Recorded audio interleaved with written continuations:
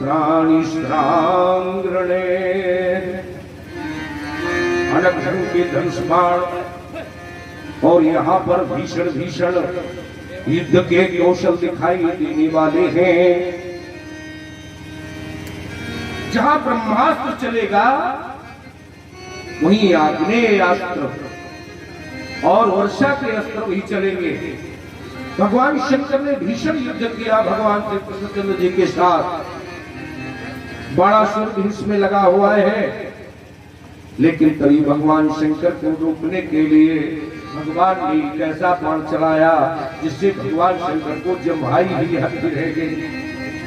जम्भाई है तो फिर कोई काम बनता नहीं। भगवान शंकर जमभक्ति करते रह गए और तब रुद्र ने कहा कीरथम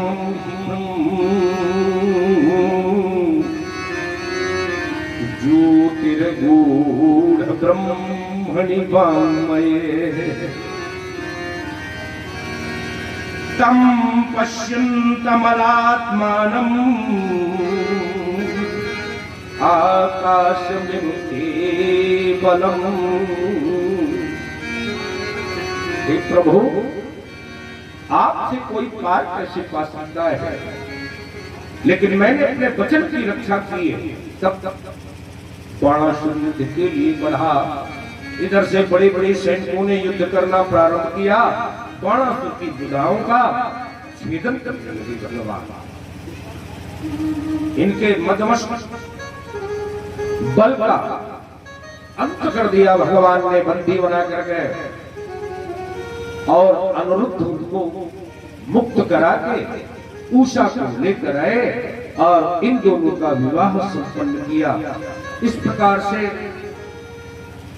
अपने राजधानी में संतति को बढ़ाते हुए श्री कृष्णचंद्र जी महाराज ऐश्वर्य दिखा रहे। प्रभाव द्वारिका में है, ऐश्वर्य द्वारिका में है। फिर उन्होंने नट चरित्र की कथा कही जिसमें गोदान इत्यादि के विषय में बहुत विस्तार से कहा। फिर द्वैत का वध किया भगवान ने, जो बहुत उत्पात मचाया था। फिर हस्तिनापुर में शाम्ब का विवाह संपन्न कराया। शाम्ब का विवाह जब संपन्न हो गया तो नारद की दिनचर्या देखने के लिए आए। देखे भगवान श्री कृष्णचंद्र कैसे रहते हैं। इन्होंने प्रत्येक महल में भगवान के अनेक अनेक रूपों का, अनेक अनेक क्रियाओं का दर्शन किया और दर्शन कर लेने के बाद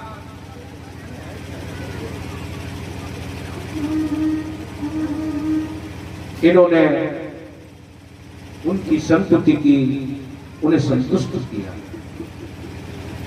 महाराज श्री बताते हैं कि एक बार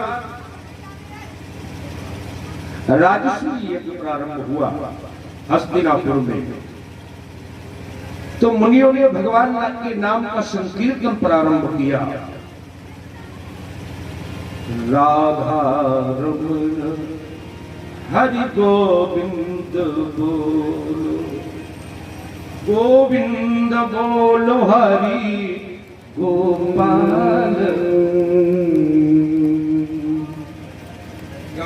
ये जीवा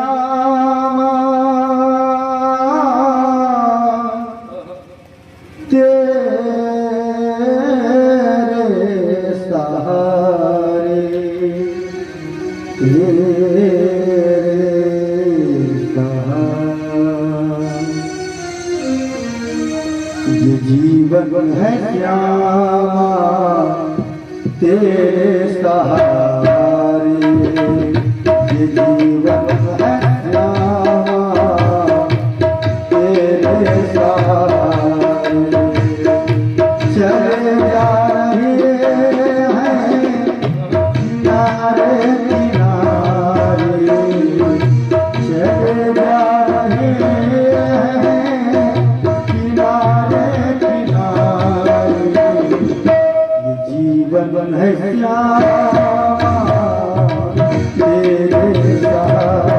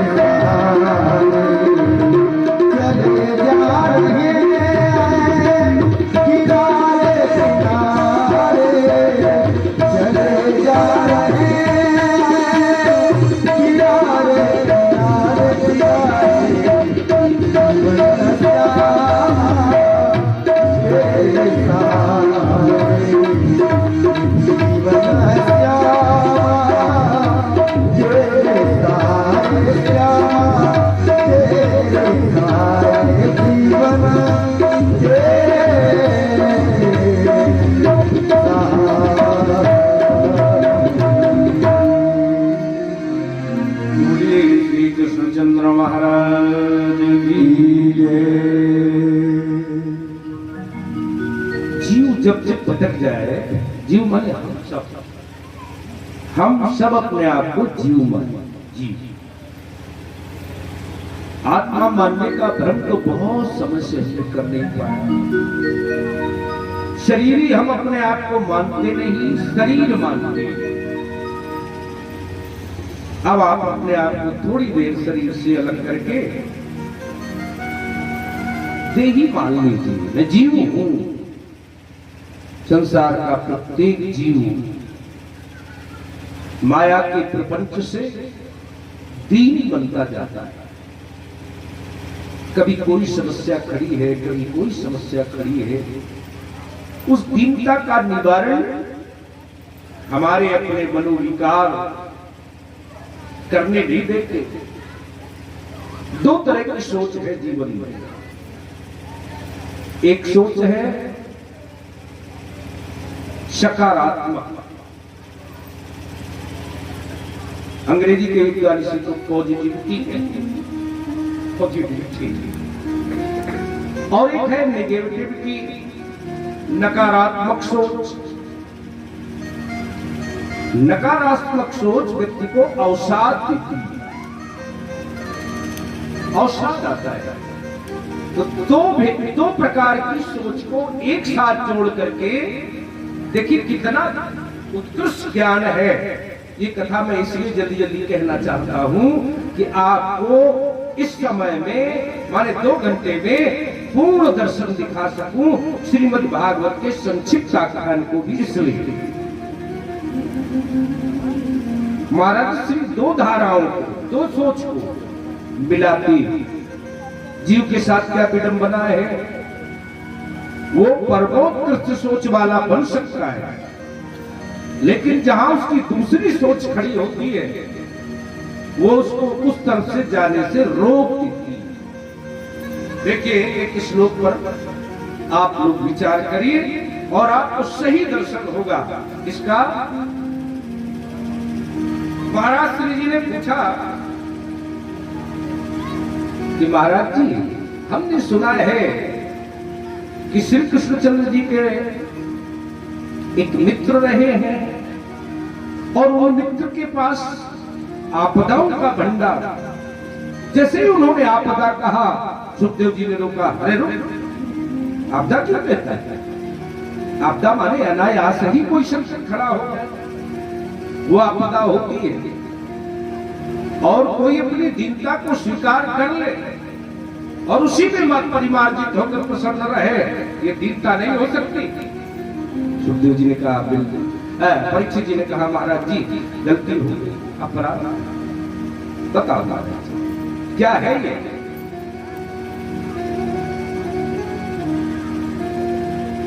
तो श्री सुखदेव जी ने पहला श्लोक, बहुत सुंदर श्लोक कहा और पूरे श्लोक में सारा दर्शन आपके सामने। कृष्णस्याशीत सखा क्वचित ब्राह्मणो ब्रह्मवित्तमः निरक्त इंद्रियर्थेषु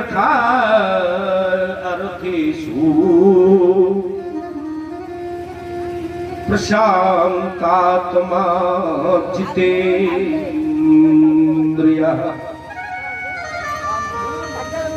बस शब्दों पर ध्यान दीजिए, विशेषण क्या है? प्रशांतात्मा जितेन्द्रियः। शांत आत्मा कौन होता है? जिसका मन बिल्कुल शांत हो जाए, मन बिल्कुल शांत हो जाए। लेकिन शास्त्र तो कहते हैं मन एक क्षण के लिए भी शांत नहीं होता। नहीं कसचित् क्षणमपि मनः जात तिष्ठत अकर्मकृत। अकर्मा नहीं रह सकता। तो इसी बात को समझने के लिए, समझने के लिए ध्यान दीजिए। महात्मा के पास एक बुद्धि व्यक्ति गया और उस व्यक्ति ने कहा कि प्रभु मैंने भूत सिद्ध कर लिया है। तो महात्मा ने कहा ये अच्छी बात है, अरे भाई तुमने जिस कारण से सिद्ध किया उसको उसी में लगाओ। बोले नहीं नहीं महाराज जी, उसने मुझसे शर्त रखी है। क्या? कि मुझे दिन भर काम बताना होगा, और अगर तुमने काम नहीं बताया तो मैं तुम्हें खा जाऊंगा। तो महाराज जी अभी तो मैं उसे काम में लगा कर आया हूं, लेकिन हर समय मैं उसे काम बता नहीं सकता। तो बोले भय लगा रहता है, अगर काम न बता पाए तो खा जाए, तो क्या करें? कौन सा उपाय है? महाराज जी ने सरल सा उपाय बताया। बोले क्या? बोले एक बड़ा सा खंभा गाड़ दो और उस खंभे पर ले जा करके उससे कहो, उससे जब काम से कोई काम ना हो तो कह दो इस पर चढ़ो और उतरो, चढ़ो और उतरो, बस उसी में लगा रहेगा। फिर उसे कोई ऐसा नहीं कह सकता कि ये काम नहीं है, काम है, करते रहो। तो बड़ा सरल उपाय महात्मा ने बता दिया। और वो आया, भूत ने पूछा बताओ काम नहीं, तो फिर उनका काम बताते हैं। पहले ये खंभा गाड़ो। उसने खंभे गाड़ने में जो समय लगाया सो लगाया, फिर खड़ा हुआ। बोले बताओ महाराज जी क्या करें? बोले इसी खंभे पर चढ़ जाओ और फिर उतरो, चढ़ो फिर उतरो, बस लगे रहो। वो लगा रहा, ये आराम से अपने काम करते रहते कि चलो इस भूत से छुट्टी तो मिली। नहीं नहीं, यही तुम्हारे साथ है। तुमने मन को सिद्ध कर लिया, मन तो एक भूत है, एक पिछड़ ठहरता नहीं। अब काम बताओ, अब काम बताओ। अगर आप रजाई में भी ढककर मुंह सो जाए कि बस हम कुछ नहीं सोचेंगे, तो भी सोच रहा है। ये भूत है, काम में लगा ही रहेगा। बोले नहीं नहीं, हम सो जाते हैं। सो गए तो सपनों में ले गया, अब भी लगा है, काम लगा ही रहता है। मन एक क्षण के लिए भी अकर्मा नहीं रह सकता, इसलिए इसको कहां लगावे? तो बस सब संतों की वाणी है, नित्य निरंतर भगवान के श्री नाम जाप में लगाते हो, बस लगे रहो, लगे रहो। अब अकर्मा नहीं रह सकते, अब कर्मकृत बने रहोगे। महाराज श्री कहते हैं तो यही है महाराज श्री सुदामा जी, जो प्रशांत आत्मा, बिल्कुल शांत मन भगवान के श्री चरणों में लगा रहता है। तो बताओ मन काम क्या करेगा? बिल्कुल उसी में लगाए रहो, एकदम प्रशांत हो गए। और दूसरा विशेषण बताया, जितेंद्रिय, जिसका मन बस में हो जाए वही जितेंद्रिय। फिर तो मन जब दूसरे काम में लगा है तो इंद्रियों के साथ लग नहीं पाएगा, और जब इंद्रियों के साथ नहीं लगेगा तो आप जितेंद्रिय हो जाएगा। फिर कहा विरक्त इंद्रिया अर्थेषु, इंद्रियों का अर्थ भी नहीं जानते हैं। किस इंद्री को क्या अर्थ से चाहिए ये भी नहीं जानते। अच्छा तो बताओ ऐसे गृहस्थ धर्म वाले को क्या चाहिए? बस ये सकारात्मक सोच है। दूसरी तरफ नकारात्मक सोच खड़ी है। नकारात्मक सोच में कहा कौन है? बोले पतिव्रता पतिम प्राह ममलायत बदनेन चाह। स्त्रियों का स्वाभाविक स्वभाव है, जो बात कहेंगी वैसे चेहरा भी बना लेंगी।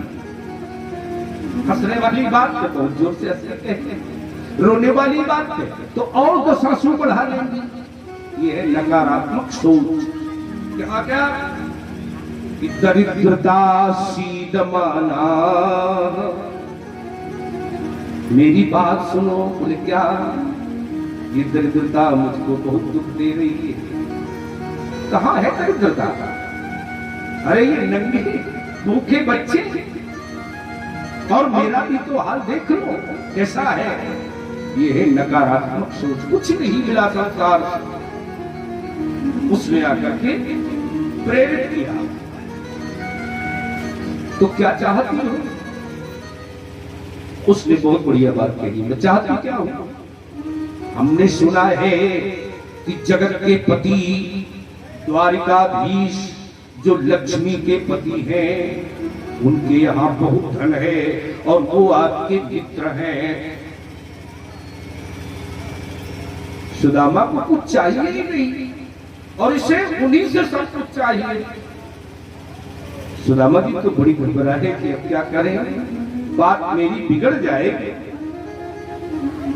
इसलिए उन्होंने सबसे पहले कहा, देखो नाम शास्त्र सम्मति नहीं है। सुदामा ने बोले कौन? ब्राह्मणो वित्त ब्रह्म वित्तमः। पर ब्रह्म परमात्मा के सारे ज्ञान को इसने अर्जित कर लिया है। उस धन से धनी है। भजन गाया था कि मेरे पास दुनिया का धन ना हो कोई बात नहीं, लेकिन उसके पास धन क्या है?